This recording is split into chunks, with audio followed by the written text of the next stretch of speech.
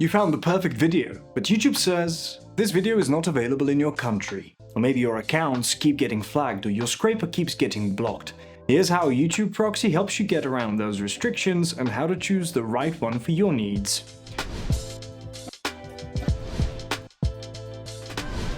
So, what is a YouTube proxy and how does it work?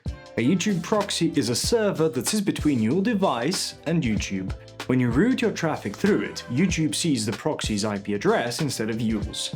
So if the proxy's IP comes from, let's say, the US, and the video is available there, YouTube treats your request as coming from that location no matter where you are. That means you can bypass YouTube country restrictions and access blocked YouTube videos in your region. But changing your IP address with a proxy can also help you get past network restrictions at school or work. So instead of being limited by your actual location or network, you get a bit more control over how you appear online. Route your traffic through the right location and the restriction disappears. But what if you're managing multiple YouTube accounts from the same IP? YouTube looks at signals like your IP address, device, and activity to understand how accounts are being used. When those signals match across accounts, YouTube starts treating them as a group. This creates a detectable link between them, so if one account gets flagged or suspended, the others can be affected too. So how do you manage multiple YouTube accounts without linking them together? You use proxies. They can assign a different IP to each account, so your account stays separate. That way, issues on one account are less likely to affect the others, and each account can operate from a location that matches the channel's target audience. The IP is where you start, but full account isolation also requires separating browser fingerprints and session cookies, so keep that in mind. And what if you need to scrape YouTube data?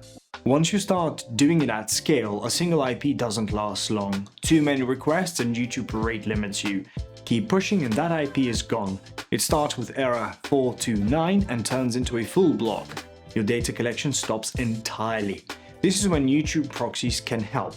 Instead of sending everything from one place, they spread your request load across multiple IPs so that no single one pushes enough traffic to trigger detection. As a result, your pipeline stays alive no matter how much data you're pulling. But to get the results you want, you need the right type for your use case. So how do you choose the right proxy for YouTube? First, consider paid over free proxies. Free proxies are easy to find, but the IP pools are shared. Speeds are inconsistent and many addresses are already flagged by YouTube. So while some of them may work for a quick check, they're usually slow and unreliable. Paid proxies are more stable, the IP quality is higher, pools are larger, and you're not sharing bandwidth with hundreds of strangers. So if you need consistent access, whether that's to bypass YouTube country restrictions, manage multiple accounts, or scrape YouTube data at scale, paid proxies are the only option that makes sense. The next thing is to pick the right proxy type for your use case. Premium providers offer different types of proxies based on where the IPs come from, and each type works better depending on what you're trying to do.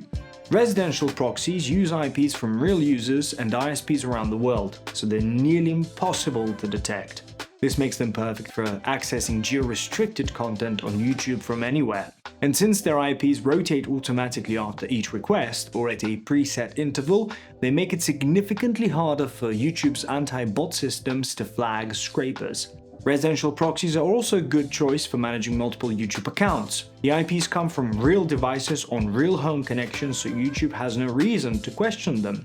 But if you need each account to look consistent over time, ISP proxies are the better fit. They use static IPs sourced from actual ISPs but hosted in data centers, so YouTube sees a real, unchanging user behind every account. One account, one IP, one stable identity. And if account trust is the highest priority, mobile proxies take it a step further. They use IPs from genuine 4G and 5G carrier networks resembling real mobile traffic. But while they are the right choice for any YouTube task that specifically requires a real mobile environment, they do come at a higher cost, so they make the most sense when the stakes are high enough to justify it. And if you need to collect large volumes of basic public YouTube data such as video metadata, titles, or video counts, Datacenter proxies are worth considering.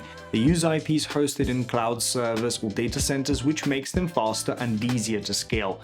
but because their IPs don't come from actual devices or ISPs, they can be easier for YouTube to detect, so they are better suited for high-volume, low-risk scraping tasks. So overall, for most YouTube use cases in 2026, residential proxies are where you start.